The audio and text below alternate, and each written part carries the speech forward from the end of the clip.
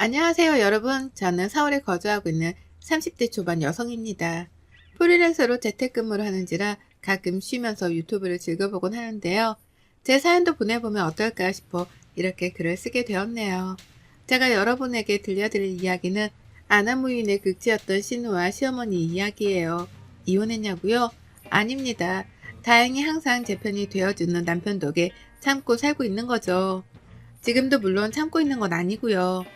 오히려 신우와 시어머니가 저한테 빌빌 키네요. 어떻게 된 사연인지 궁금하지 않으세요? 그럼 사연을 들려드릴게요. 저는 원래 글을 쓰는 것을 좋아해 대학도 국어국문학과로 진학했어요. 남들은 앞길 창창한 학과로 진학해서 미래가 보장되어야 하지 않겠냐 했지만 저는 글을 쓰는 것이 정말 좋았고 행복했거든요. 여유가 있던 친정 부모님 덕분에 부족함 없이 유복한 환경에서 학창 시절을 보냈고 하고 싶은 거 하면서 살라며 적극적으로 지원해 주신 덕에 저는 대학 공부를 무사히 마칠 수 있었어요. 그렇게 졸업 후에는 경험을 쌓기 위해 출판사에서 근무를 하게 되었어요.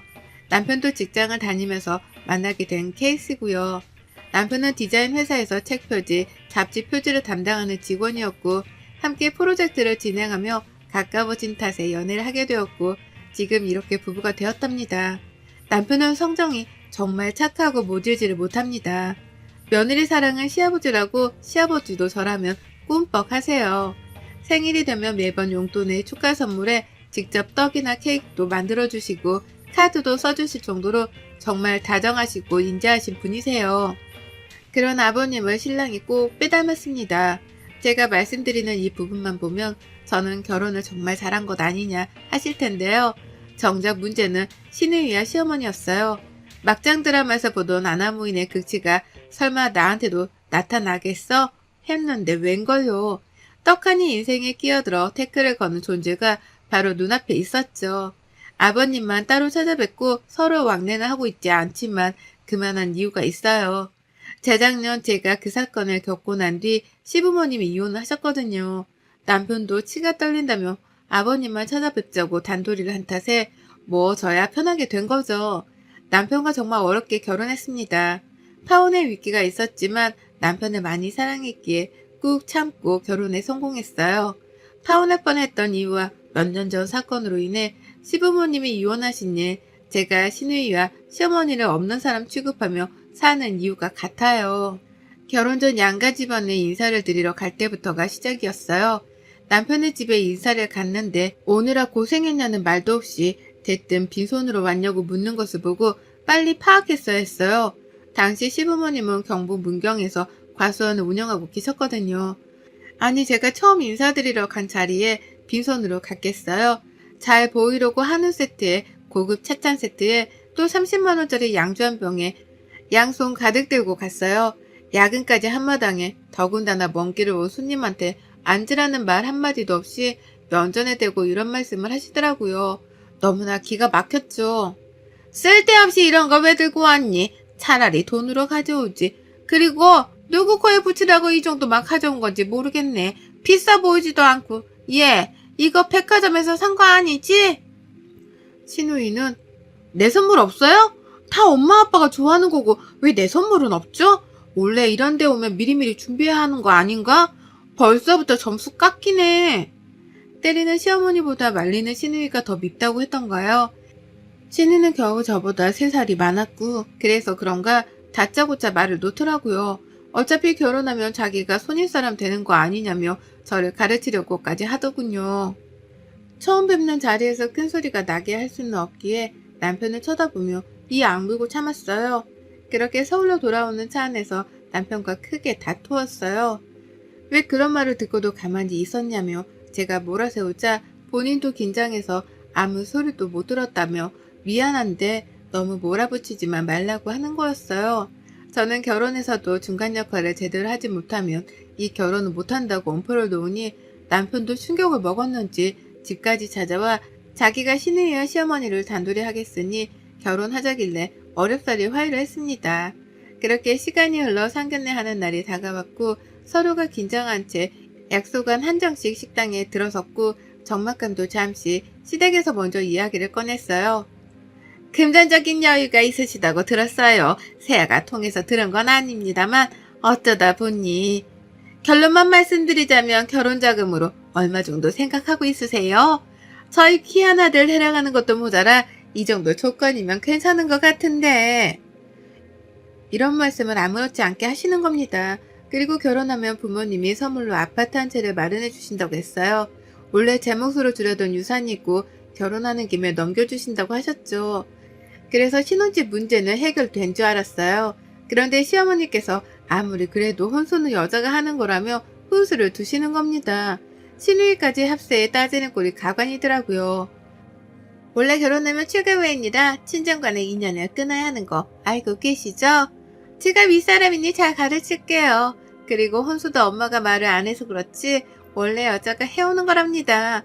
집이야 그쪽에서 먼저 해주신다고 했으니 이왕 하는 김에 혼수도 하세요. 이딴 말을 짓거리는데 피가 거꾸로 솟는 기분이 이런 거구나 싶었어요. 초면에 더군다나 상견례 장소에서 본인이 나서서 저렇게 말할 이유는 없잖아요. 상견례 내내 저는 불편함과 분노가 같이 몰려오더라고요. 그래도 친정 부모님은 제가 기죽을까봐 시어머니께 정성껏 답변을 해드렸어요. 결국 상견례가 끝나고 저는 남편과 크게 다투게 되었고 서로 생각할 시간을 갖기로 하고 2달여의 시간이 지났나 남편이 결혼해서 시누이와 시어머니를 정말 철저하게 단돌이 할 테니 파혼을 하지 말자고 이야기했어요. 저도 아직 남편을 많이 사랑하고 있던 터라 남편과 화해를 했죠. 그냥 화해한 것도 아니에요. 결혼 후에도 한 번만 더 이런 일이 생기면 바로 이혼이라고 엄포를 놓았죠. 저도 사람인지라 3번 이상은 못 참는다면서요. 그렇게 결혼하고 신혼집에서 알콩달콩 신혼의 재미를 만끽하던 중이었습니다. 솔직히 신혼부부 아니더라도 남의 집을 방문할 땐 기본적으로 노크를 해야 하지 않나요? 대낮에 배를 너무 울리길래 도대체 누굴까 하고 보니 근처에 살던 시누이가 찾아온 거였어요. 나름대로 장을 봐왔는데 오늘 밥하기가 귀찮다며 건너편 사는 저보고 저녁을 차려달라는 겁니다. 문제는 시누이뿐만 아니라 시어머니까지 합세했다는 거였죠. 신혼을 즐기지도 못하고 소중한 아기 천사가 찾아왔어요. 앞으로 태어날 아기와 함께한 행복한 미래만 생각하기로 했는데 그게 절대 안 되더라고요. 임신한 상태임에도 불구하고 시도 때도 없이 커피 달라 밥 달라 제가 무슨 식모 취급을 받는 것 같이 기분이 나쁘더라고요.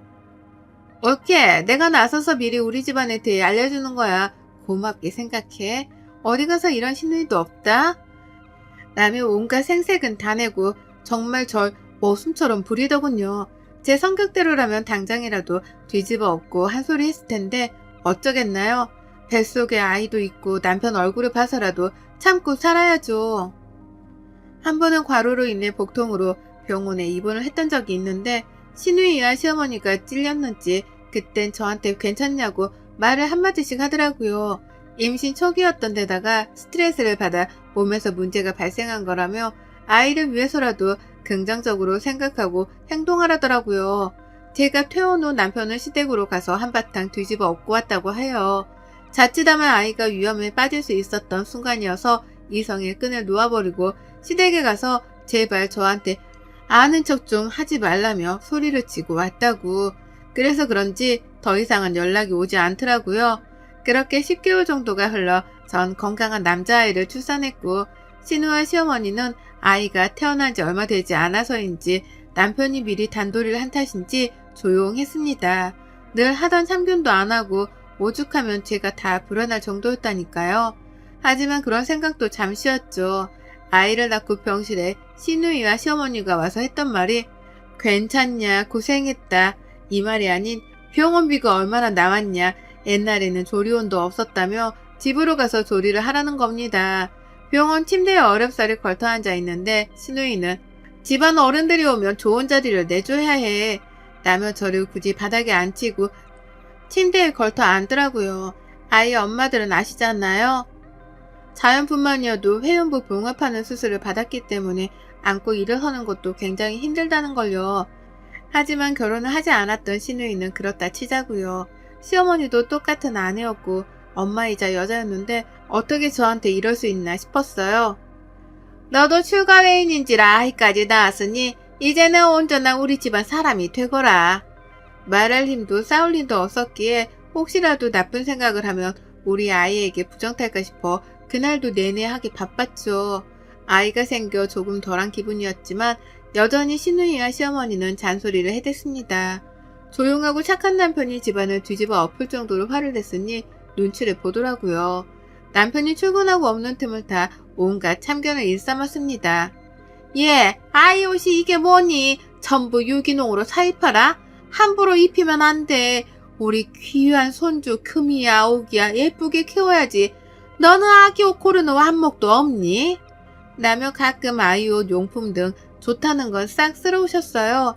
덕분에 저야 돈도 긋고 좋은 게 좋은 거라고 나쁠 건 없었죠.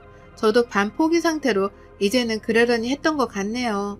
하지만 이미 마음속에는 알게 모르게 복수의 칼날을 갈고 있었나 봐요. 똑같이 되갚아줄 기회만 엿보고 있었죠. 그러다 3개월 지났을 때 신우가 결혼을 했어요. 신우이는 허니문 베이비로 아이가 생겼고 겨울에 애정이를 앞두고 있었죠.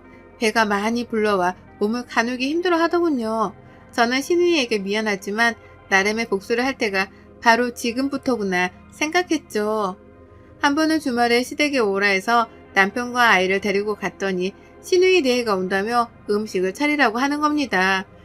처음 인사 오는 자리도 아니고 지나가다가 들렸다며 대단한 음식 차리지 않아도 된다고 있는 것만 달라며 생색을 내는 거예요.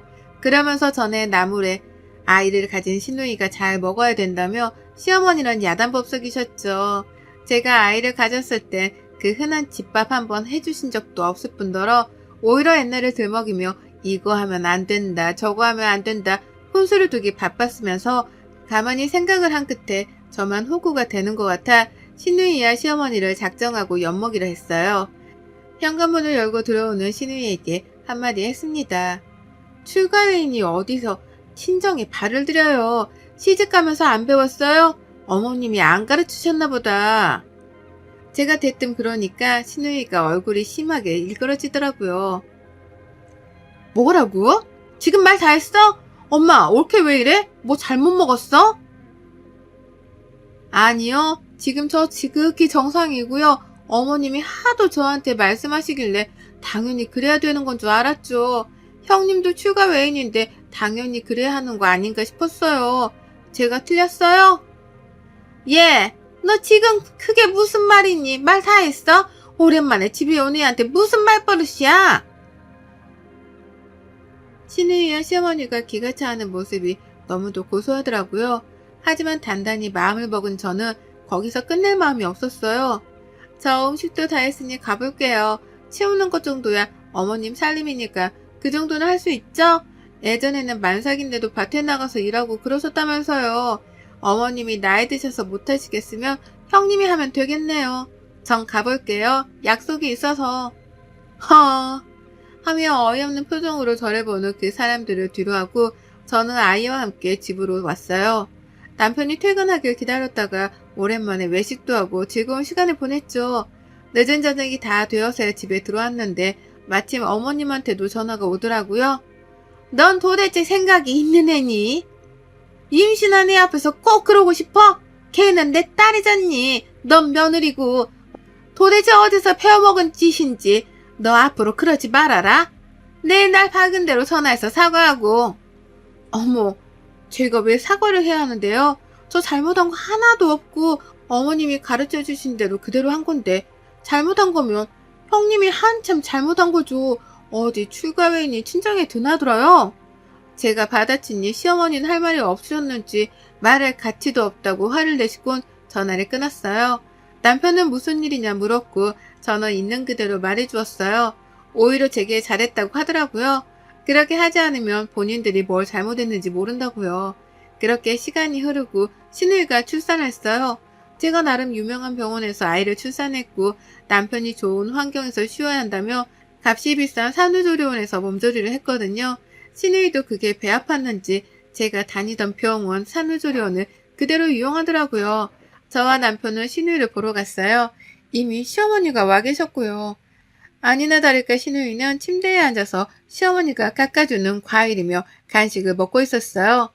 어머 형님, 왜 침대에 앉아 계세요? 어른이 바닥에 앉아서 과일이나 깎게 하시고 너무하시네. 어머니 무릎도 안 좋으신데 너무하시네요. 빨리 바닥으로 내려오세요. 뭐? 지금 나 애 낳은 거 안 보여? 말이 되는 소리를 해야지. 산모한테 바닥에 앉으라니 뭔 소리야? 아니, 기본적인 것도 모르시네요. 기억 안 나세요? 저 입원했을 때도 그러셨잖아요. 어른이 왔는데 침대에 앉아서 뭐 하는 짓이냐며 가르쳐 주셨잖아요. 그래서 회원부 꼬매고 애 낳은 바로 다음 날이었는데 굳이 바닥에 앉히시고 뭐예요? 어서 내려와서 앉아요. 시어머니와 시누이는 본인들이 했던 행동이니까 어쩔 줄을 몰라 하더라고요. 시누이는 우물쭈물 시어머니를 바라보며 어떻게 해야 하냐는 도움의 눈빛을 보내더라고요. 그때였어요.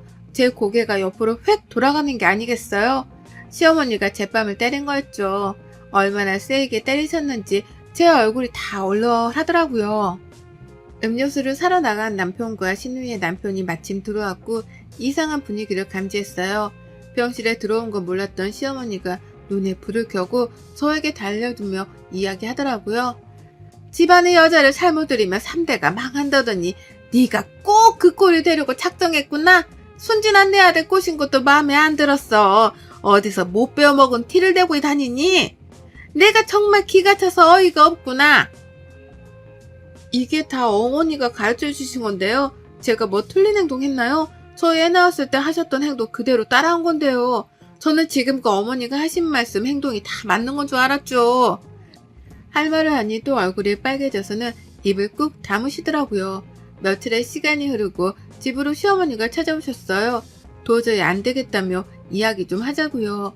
그랬더니 온갖 욕설과 모욕적인 말을 내뱉으며 화를 주체 못하시더라고요. 도대체 뭐가 그렇게 잘나서 저에게 그러는지 이해가 되질 않았어요. 저희 부모님까지 들먹이며 얕보는 말까지 하길래 저도 다시 받아쳤죠. 어머님, 지금 살고 있는 이 집 제 명이고요. 혼수도 다 제가 했어요. 기훈 씨 하나만 보고 살고 있는 거고요. 어머니나 형님이 관여하실 건 하나도 없어요. 매달 꼬박꼬박 드리고 있는 용돈 그거 기훈 씨가 벌어서 주는 거 아니고요. 다 제 돈이에요. 그동안 제가 당했던 거 제 친정이 쪽팔려서 말도 못하고 있었는데 어디 한번 까발려 볼까요? 저는 그동안 있었던 서러웠던 일을 모조리 다 쏟아부었어요. 남편과 친정 부모님께 들려줄 요랑으로 몰래 녹음을 하고 있었죠. 제가 그렇게 다 쏟아붓는 와중에도 시어머니는 악다구니를 쓰며 소리치더라고요. 한바탕 하고 난 뒤 그렇게 살지 말라며 집으로 돌아가셨어요. 퇴근한 남편에게 녹음 파일을 들려주자 남편의 표정이 차마 뭐라 표현할 수 없을 정도로 심각해지더군요. 나랑 이혼을 하든지 시댁이랑 인연을 끊던지 선택해. 내가 그동안 말을 안 해서 그렇지 지금 당신이 듣고 있는 이 대화 극히 일부분이야. 내가 많이 참았는데 이건 자기한테 들려줘야 할 것 같아서 내가 말했지. 앞으로 한 번 더 이러면 이혼이라고. 그러니 선택해. 나랑 이혼할 건지 시댁이랑 인연을 끊을 건지. 내가 정말 면목이 없다. 미안해. 나 잠시만 나갔다 올게. 그렇게 남편은 늦은 저녁 시간 시댁으로 갔어요. 한참 뒤 아버님께 전화가 오더라고요. 그동안 저를 방치해둬서 미안하다며 자기 잘못도 크다고 앞으로 오지 말라고 하더라고요. 남편에게 준 녹음 파일을 들으셨다면서 앞으로 시댁은 없다 생각하라더군요. 아버님도 어머님에 대한 실망이 크셨는지 시어머니께 이혼을 통보하셨어요. 저는 아버님을 저희 집으로 모셨습니다. 아버님은 죄가 없는데 괜히 저 때문에 그러는 것 같아 마음이 아팠거든요. 아버님은 저에게 계속 사과하셨고 용서해달라고 하셨어요. 남편도 더 이상 시어머니와 시누이가 연락할 일은 없을 거라며 자신이 절 살피지 못한 죄가 크다며 원하는 대로 해주겠다고 했고요. 그렇게 시댁과 인연을 끊게 되었어요. 별 다른 일을 하지 않았던 시어머니는 용돈도 끊기고 아버님마저 집을 나가시게 되니 충격이 크셨는지 매일같이 찾아와 잘못했다며 용서를 비셨는데 그건 저한테 하는 게 아닌 아버님께 하는 거였어요. 뒤로는 저에게 따로 전화를 해 못된 년, 배은망덕한 년 하며 욕짓거리를 하셨거든요. 아버님은 결국 시어머니와 이혼 절차를 밟으셨고 그래도 거지같이 살지 말라며 집은 냅두고 모든 재산을 정리하고 저희와 같이 살게 되었어요. 아버님이 마침 정년퇴직을 하신 터라 자신이 아이를 봐주겠다며 선뜻 나서시더라고요. 그동안 고생했다며 적극적으로 지원할 테니 하고 싶은 일도 마음대로 하며 살라고 하시더라고요. 말씀만으로도 정말 감사했죠. 아버님이 아이를 케어해 주시는 덕분에 저는 수월하게 일을 할 수 있었어요. 아버님이 나서시니 자연스레 남편도 저를 도와주었고 그동안 미안했다며 사과도 했고요. 저는 제 마음을 알아준 것만으로도 다행이라며 앞으로 더 잘 살면 된다고 이야기했어요. 아이를 어린이집에 보내고 남는 시간에는 아버님과 쇼핑도 하고 카페 데이트도 했답니다. 친정 부모님은 누가 시아버지와 며느리 사이라고 하겠냐며 보기 좋다고 하셨고요. 시어머니는 용돈도 끊기고 마땅한 수입원이 없자 식당에서 설거지 아르바이트를 시작하셨다네요. 남편에게 간간히 전화와서 아이가 보고 싶다며 잘 지내냐고 묻더래요. 신우는 여전히 씩씩대며 할 말 못할 말 전부 다 해댔지만 아버님의 눈치를 봤고요. 사실 신우이가 마땅한 직업 없이 정착도 못하고 이리저리 직장을 옮기기 일쑤였거든요. 풍족한 아버님 밑에서 아낌없는 지원을 받았던 터라 돈을 번다는 개념이 없었어요. 하지만 시어머니와 아버님이 이혼을 하고 나서 모든 경제적 지원을 다 끊자 발등에 불이 떨어진 것 마냥 호들갑을 떨며 온갖 불쌍한 척은 다 하더라고요. 하지만 아버님은 단호한 모습으로 신우이를 단돌이 하셨어요. 너에게 물려줄 재산 따위는 하나도 없다.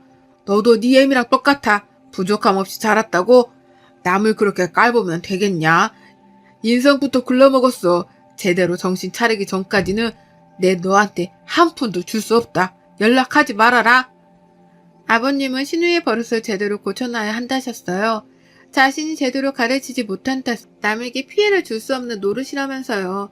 나중에 정신을 차리고 이만하면 됐다 싶을 때 그때 재산을 물려줄 것이라 하셨어요. 남편에게는 서울에 있는 아파트 한 채를 증여해 주셨어요. 원래 결혼할 때 주려고 하셨지만 상황이 상황이었던지라 미리 주지 못했다면서요. 그리고 저에게도 그동안 고생했다며 앞으로 행복하게 살라고 2억이라는 돈을 주셨습니다. 아버님, 이거 너무 과한 것 같아요. 아버님도 가지고 계셔야죠. 저는 이 돈 필요 없어요. 어떻게 이렇게 큰 돈을 제가 뭐라고 저한테 주세요. 그럼 봐라. 그동안 고생하고 앞으로 아이 키우려면 돈 많이 든다. 미리 받는다 생각하고 너도 나야 건물에서 나오는 월세 받아먹고 살면 그만인 것을 어차피 나눠주려고 했던 것들이야.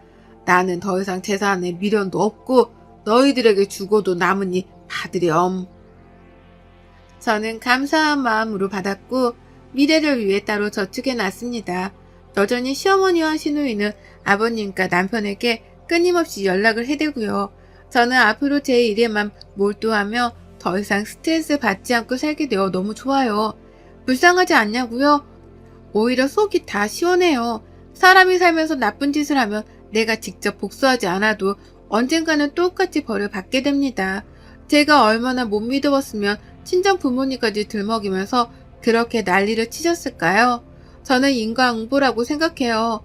본인들이 저지른 잘못 본인들로 인해 벌 받게 된 거니까요. 아버님 말씀처럼 앞으로는 우리 가족만 생각하며 즐겁게 살렵니다. 여러분의 생각은 댓글로 남겨주세요. 오늘도 시청해주셔서 정말 감사합니다. 안녕하세요. 저는 딩크족으로 살고 있는 30대 중반의 여자입니다. 저희 부부는 말 그대로 아이를 가지지 않은 채 온전히 둘이서만 2인 가정으로 살아가고 있어요. 둘 사이에 아이는 없지만 이게 다 합의된 것이고 4살 연상인 남편과 저는 여전히 아이만 없을 뿐 연애할 때처럼 서로 많이 아끼고 사랑도 하고 때로는 친구처럼 정말 다정하고 찐하게 친히 지내는 사이입니다. 남들이 딱히 뭐라 하지 않는 이상 지금의 삶에 불만을 가져본 적도 없고 앞으로도 그럴 일은 없을 것 같아요. 저희 부부가 처음부터 딩크족을 꿈꿨던 건 아닙니다. 저희도 한때 지금도 지나가다 보이는 아이들이 예쁘지만 예전엔 내 몸으로 직접 키워서 낳은 아이를 원하기도 했었고 그렇게 아이 소리가 들리는 시끄러운 가정을 가져보는 걸 꿈꾸기도 했죠. 하지만 어디 세상살이가 그리 쉽던가요. 어릴 적부터 엄마가 본 뒤 못다 이룬 꿈을 저를 통해 이루게 하고 싶다며 죽어라 없는 살림에 미술학원에 보내며 저를 뒷바라지 하셨고 그렇게 저는 고등학교도 예술고로 진학을 하고 대학도 디자인을 전공해 졸업을 했는데요. 이게 막상 엄마의 꿈을 대신 이뤄드렸다는 생각이 벅차고 즐거웠지만 현실은 그리 꿈처럼 마냥 좋지가 않더라고요. 취업을 하기도 힘들고 한번 취업을 해도 열정페이를 바라는 욕 나오는 회사들은 또 어찌나 많던지. 이게 내 밥벌이로 가당키나 할까 싶었던 순간들이 여럿 있었지만 딱히 다른 것을 잘하는 것도 아니었던 저는 어쩌다 보니 울며 겨자 먹기로 제 전공을 살려 디자인 업계에서 박봉으로 하루살이처럼 매일매일 살고 있었습니다. 그러다 보니 저 하나 챙기는 일이 세상에서 가장 소중해졌어요. 매일같이 회사에서는 상사한테 죽어라 뜯겼고, 그렇게 퇴근을 하고 집에 오면 힘들어서 풀이 죽어있는 절 보며 엄마는 또 엄마라고 하소연을 하며 잔소리를 하시니 여기저기서 사람들 말 때문에 제 귀가 막 썩어 들어가는 기분까지 들었습니다. 당장에 독립은 하고 싶은데 또 그럴 만한 금전적인 여유가 없어 실행에 옮기지도 못하고, 저는 제 20대를 거의 이런 식으로 매일 전쟁을 치르듯 우울하고 답도 없는 인생 마냥 살았어요. 딱 그렇게 확 아무도 모르게 거품처럼 세상에서 사라져버렸으면 좋겠다 싶던 때에 지금의 남편을 만났습니다. 제가 퇴근을 하고도 집에 들어가기 싫다는 이유로 자주 동네에 있던 구리 도서관을 이용했었는데요. 거기서 저같이 직장인인 듯 양복을 입은 딱 한 사람이 더 있었는데 그게 바로 저희 남편이었어요. 그냥 모두 다 시험 공부를 하는 학생들이나 나이 드신 어른들이 앉아 계시는 풍경이었는데 그중 눈에 띄는 사람이라 저도 몇 번 쳐다봤었고, 그러다가 둘이서 눈도 자주 마주쳤는데 거의 반년 정도는 서로 인사는커녕 말 한마디 나누지 않은 채 각자 할 일을 하고는 사라지곤 했죠. 저는 저대로 하루 종일 회사에서 지쳐버린 마음을 책으로 위로하고 있었고, 나중에서야 연애를 하며 알게 된 건데 남편은 당시 회사를 다니면서 퇴근 후에 자격증 준비를 하고 있었다 하더라고요. 그렇게 저희는 공통분모도 없고 그냥 각자 할 일을 하려고 구립 도서관에 왔다가 6개월 정도 안면을 튼 후에야 제가 먼저 대시하면서 처음으로 대화란 걸 나눠봤습니다. 딱히 이 사람을 꼬셔야겠다는 마음은 아니었어요. 그냥 정말로 이 사람이 뭘 하는 사람인지가 궁금했어요. 그래서 그냥 도서관에 갈 때마다 남편도 와 있을라나 하는 은연중에 궁금증이 생기곤 했고, 오래 보다 보니까 꼭 아는 사람이었던 것처럼 어느 순간부터 친근감이 느껴지기도 했어요. 그러다 보니 자연스레 말도 걸고 싶었고, 이왕이면 한 동네에서 서로 알고 지내는 오빠 동생 사이가 되어보고 싶기도 했어요. 전혀 이성으로의 호감에서 비롯된 생각이 아니었는데 왜인지 평소와는 달리 이 남자한테 말 걸어보고 다가갈 용기가 생겼던 것이었죠. 이에 대해선 지금까지도 제 성격을 모조리 파악한 남편조차 무슨 용기로 자기한테 먼저 말을 걸었던 거냐고 놀라할 만큼 저희에겐 화제거리랍니다. 아무튼 저는 먼저 말을 걸었을 뿐인데 기다렸다는 듯이 남편은 저와 함께 커피를 마시고 싶었다는 예기치도 못한 말을 꺼낸 바람에 제가 잠시 얼굴이 붉혀지기도 했었고요. 그간 자신도 저를 보고 있었으며 정장을 입었는데 퇴근 후 독서를 하러 오는 건지 아니면 자신처럼 무언가 공부를 하고 있는 건지가 궁금했다며 속사포처럼 말을 쏟아내던 남편의 모습에 저는 이런 사람인 줄 몰랐다며 속으로 손사래를 치기도 했죠. 정말 이 사람과는 동네 오빠 동생으로 지내면 정말 재밌겠다라는 생각으로 처음 말을 나누고서도 반년 정도는 정말 그렇게 친한 동네에 아는 사람으로만 지냈습니다. 가끔 퇴근 후에 도서관에서 만나게 되면 자판기 커피를 뽑아 먹으며 가벼운 수다를 떨기도 했고, 그러다가 시간이 맞으면 중간 지점에서 만나 가벼운 술잔을 기울이는 등 도서관 밖에서의 추억들도 하나씩 쌓아갔죠. 그렇게 얼굴을 알게 되었고 말을 나누게 된 지 딱 1년이 되던 해에 남편이 제게 연애를 하자는 수줍은 고백을 했고, 저는 딱히 고민할 것도 없이 당신이랑은 한 번쯤 연애를 해봐도 괜찮겠다는 무심한 대답과 함께 이 사람의 여자친구가 되었어요. 저희는 연애를 5년 정도 했습니다. 부담없이 사귀게 된 커플치고는 연애를 꽤 오래 하고서 결혼까지 어찌 꼬리를 해버린 기적 같은 커플이었어요. 둘 다 각자의 가정이 그리 여유가 있는 편도 아니었고, 남편은 남편대로 직장에서 살아남겠다고 이것저것 자격증 공부에 승진시험 준비로 늘 바쁘던 사람이었죠. 저는 또 저대로 당장의 경제적인 여유조차 없는데 무작정 결혼을 해버리면 진짜로 저 개인한테 쓸 수 있는 돈은 앞으로 평생 없을 수도 있겠다는 생각이 들어서 은연중에 결혼만큼은 피하고 싶었습니다. 제 눈에도 남편이 그리 여유가 있어 보이질 않았기 때문에 기대고 싶다는 생각은 애초에 할 수가 없었죠. 하지만 저희가 연애를 길게 하는 동안 그래도 하나 얻은 것이 있다면 서로에 대한 신뢰의 마음이었습니다. 무슨 일이 있더라도 내 옆에 있어줄 사람이란 생각은 늘 변함없이 들었죠. 각자가 서로의 집에서 힘들어하던 터에 둘이서 만나면 뭐가 그리 즐거운지 늘 조금씩 숨이 트이는 기분이었어요. 이대로라면 식구를 늘리고 말고의 문제를 고민하기 전에 딱 둘이서 단촐한 가정을 이루고 평생 살아도 좋겠다는 마음이 서서히 들어버렸죠. 그러다가 여유가 생기면 아이를 가지면 그만이었고요. 그렇게 어쩌다가 없는 사정 쪼개서 결혼까지 했는데 살림이 나아지기는커녕 어째 전보다 더 바쁘게 살게 된 것 같았어요. 똑같이 퇴근 후에도 늘 무언가를 하면서 불확실한 미래를 준비하는데 정신이 없었고 하나에서 둘로 식구가 늘어나니 자연스레 둘이서 번갈아가며 살림살이를 도맡아 하고 정리를 해야 했어요. 돈을 모으다 보니 이대로면 자식을 낳아도 애 키우는데 쓰일 돈을 감당하기 힘들겠다 싶은 것이 점점 아이를 낳는 것도 부담스러워졌고 그러다 보니 결국 저희는 요즘 젊은 사람들 중에 많이 생긴다는 그 딩크족이 되어버렸습니다. 아이를 안 가지겠다고 작정을 하고 주변 가족들에게 선전포고를 했어요. 사실 그간 경제적인 도움 1도 주지 않으면서 아이는 언제 가질 거냐고 아이가 있어야 진정한 부부라는 등의 참견을 하는 주변 어른들이 정말 많으셨는데요. 이게 저한테는 말 못할 스트레스였는데 딩크족을 선포하면서는 다소 기가 막히다는 듯 저를 외계인 마냥 이해하지 못하겠다며 반항하는 분들이 대부분이었지만 어찌되었든 아이를 낳으라는 소리는 쏙 들어가 버렸죠. 다만 그중 딱 한 사람은 정말 한결같았습니다. 저희 시어머니 말입니다. 연애를 1, 2년도 아닌 5년이나 했던 터라 어쩌다 보니 시어머니와도 결혼 전부터 얼굴을 트고 지냈습니다. 게다가 한 동네에 살다 보니 의도치 않게 오다 가다 만나게 되는 일들도 빈번했었고요. 친정엄마를 도와서 장을 몇 번 보러 간 적도 있었는데 어쩌다 시어머니를 마주치게 되면 어머니는 꼭 저한테 너 같은 딸이 있었으면 좋겠어 하면서 제 팔짱을 낀 채 절 너무 사랑스럽다는 식으로 바라봐 주셨어요.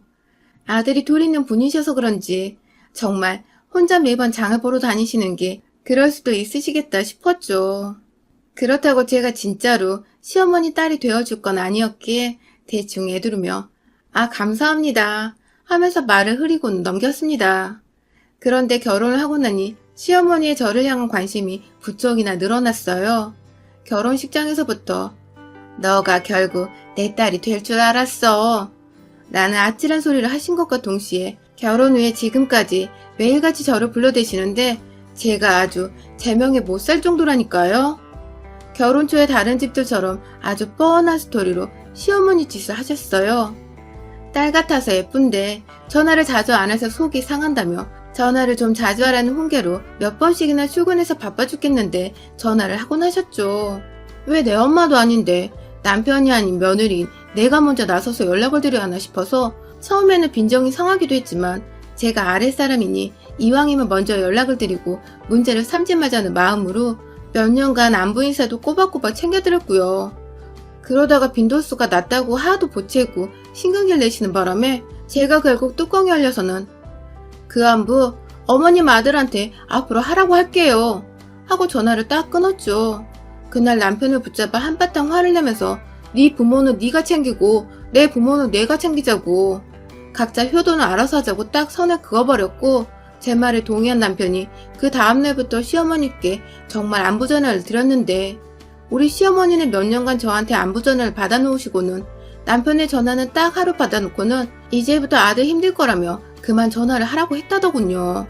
네, 그러니까 그 몇 년간 안부 전화 타령을 해대며 저를 닥달하셨던 시어머니는 저를 길들이시려고 반기지도 않으면서 제 전화를 매일같이 기다렸었던 것입니다.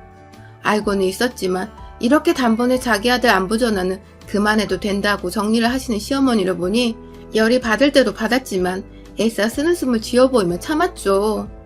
해마다 김장철이 되면 김장한다고 불러내는 것도 당연한 일이었고요. 같은 직장인이고 같이 돈 모아서 밥 먹고 사는 부부인데 자기 아들은 힘드니까 아들한테는 말하지 말고 혼자 오라는 경우도 다반사였어요. 그 소리를 옆에서 남편이 듣고는 어떻게 그러냐고 본인이 자처해서 저를 따라 쫄래쫄래 시댁에 갔더니 시어머니는 그걸 또 보고서 왜 자기 말을 잘 안 듣냐고 저한테 따져 물으시곤 하셨죠. 그래서 제가 저도 직장을 다니고 저도 힘든데 왜 어머님 아들만 힘드실 거라고 생각을 하냐며 식구들 다 김장하고 있는 그 자리에서 폭탄선언을 하듯 말을 꺼내니 어머님은 동네 어머님들 사이에서 눈치가 보이셨는지 그제서야 내가 언제 그랬어? 네 생각도 했지 하며 괜히 어색한 웃음을 지어 보이곤 하셨어요. 그 후로도 제가 꾸준히 남편을 데리고 김장하러 가고 남편도 김장하며 오히려 저보다 곱절로 배추를 더 열심히 담그는 바람에 시어머니가 아들 몸 상한다고 또 그만 부르기 시작하셨고요. 그리고 가장 할 말이 많은 제사. 시집을 가니 이제 저는 자신한테 딸이나 다름없다면서 내 딸이 조상한테 정성스레 제사를 지내주면 다들 너무 좋아하실 거라고 제 손을 꼭 잡고는 단둘이서만 부엌으로 들어가시더라고요. 이 집안 남자들, 그러니까 진짜 그날 제사를 지낸 조상들의 후손들은 밖에 가만히 내버려두고 말입니다. 결혼을 이런 관례들과 며느리로서 여자가 당연스레 해야 하는 일들을 감당해내기 싫어서 결혼이 싫기도 했었던 건데 아니나 다를까 결혼을 하고 나니 이런 자질구레한 노동까지 강요를 받게 되더라고요. 결혼하고 첫 해부터 이 결혼이 진짜 맞았던 걸까? 하면서 괜한 의구심도 들고 별의별 생각도 다 드는데 그때 또 혜성처럼 우리 남편이 나타났어요. 어머니가 아무도 들어오지 말라는 식으로 딸 같은 며느리인 저 하나만 딱 데리고 들어가 버린 그 부엌안을 마치 거대한 전선의 경계물을 허물어버리고 들어오는 헐크마냥 그 사람이 진짜 너무 멋지고 듬직했었죠.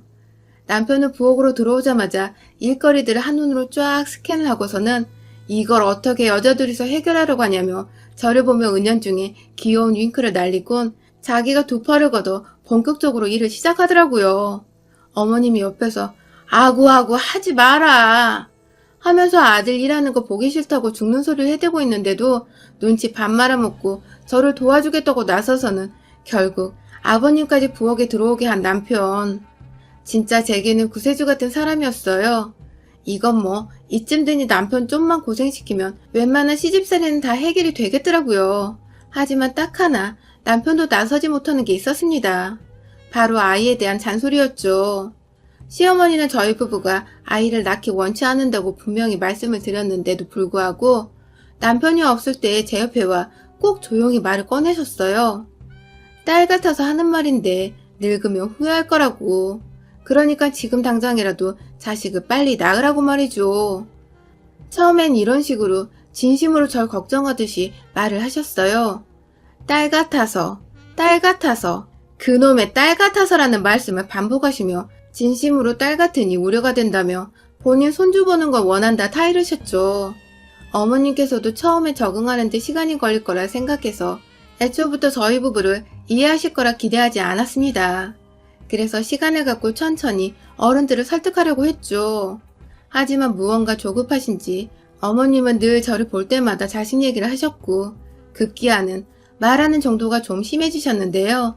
퇴근 후 저를 따로 부르셔서 집에서 자식 낳으라 훈계를 두시는 거 기본이었고 하다 저번에 제 직장 앞까지 찾아와서는 예약한 산부인과에 가자며 저를 막 잡아당겨 끌고 가실 뻔한 적도 있었어요.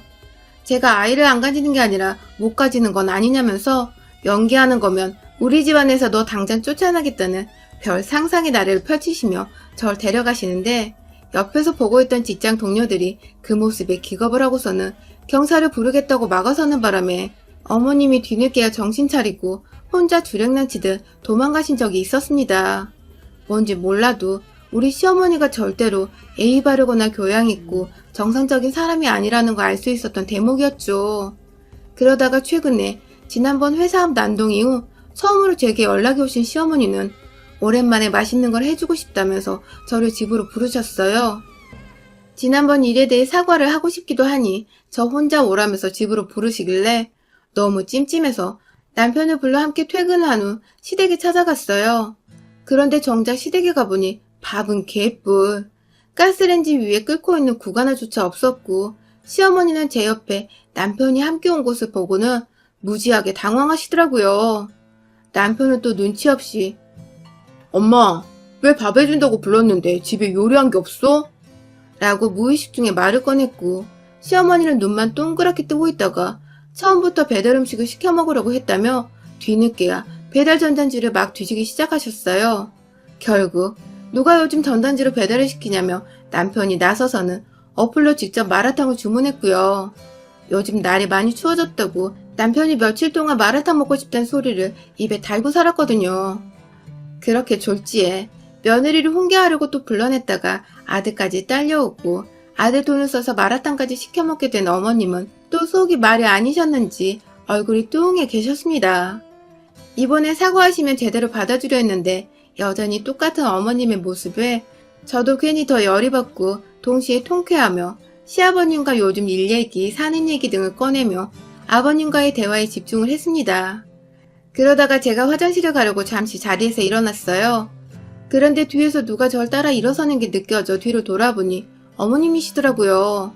그리고는 저를 쫄래쫄래 따라와 결국 화장실 앞에까지 가서야 절 급히 옆에 있던 작은 방으로 데리고 들어가신 시어머니. 결국 저는 그 길로 시어머니께 생포로 잡혀버리고 말았어요. 또 무슨 소리를 해대실까 싶어서 최대한 제 귀를 틀어막고자 했는데 속살포처럼 남편을 왜 데리고 왔냐, 날 엿먹이려는 거냐 등에 본인 찔리는 소리만 해대시더니 한참 뒤에야 본론을 꺼내시더라고요. 밖에서는 마침 마라탕이 도착했다며 배달원이 문을 두드리고 있고 남편은 자기야 나와 하면서 현관으로 뛰쳐나가는데 전 시어머니한테 꼭 붙잡혀서는 작은 방에서 쥐도새도 모르게 시어머니와 마주보고 서 있었죠. 그리고 시어머니는 절대로 꺼내서는 안 될 말을 꺼내셨습니다. 또 한 번 제가 아이 낳는 것에 간섭을 하시며 나이는 곧 40인데 어쩔 거냐는 설교를 늘어놓으시다가 저희 부부가 함께 합의를 한 문제 있고 앞으로도 둘이서 알아서 할 문제인 것 같다고 말씀을 드리니 이제 방문을 나서려고 뒤돌아선 제 뒤통수를 향해 그러시더라고요. 코로나로 바이러스가 창궐하는 때에 넌 자식도 없으니 네 속에 바이러스만 잔뜩 끼고 살 거라고. 네가 바이러스 났다 돼지는 걸 보는 게 손주 보는 것보다 빠르겠다고 말입니다. 이게 무슨 악령도 아니고 어떻게 말을 이렇게 하죠? 결국 저도 심한 어머님의 악담에 수치심이란 수치심을 다 느끼면서 화가 터지고야 말았어요. 시어머니를 한껏 노려보고는 곧장 방을 나가 부엌 식탁 위에서 비닐이 벗겨진 채 먹을 준비가 다 끝난 그 플라스틱 포장 용기 안에 든 마라탕을 그대로 쥐고 작은 방으로 들어갔어요. 이걸 확 부어버리라니 시어머니는 순간 쫄아서 막 옆에 있던 침대 위 이불을 뒤집어 쓰고 마지막까지 피해보겠다고 발악을 하시는데 차마 이 뜨거운 걸 부어버렸다간 괜히 시어머니 화상을 입혀 뉴스라도 나오면 난처하니 혼자 밤새도록 치우고 닦으라고 이불 위를 포함한 오만 방바닥과 침대 바닥까지 몽땅 마라탕 국물을 부어버렸네요.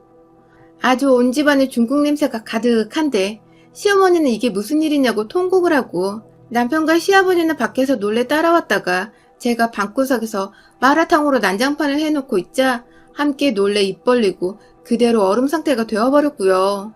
그렇게 저는 구간에 든 중국 당면까지 남김없이 냇가에 물고기 풀어주듯이 하나하나 수놓아 바닥에 놓아주곤 쿨하게 그 집에서 퇴장했습니다.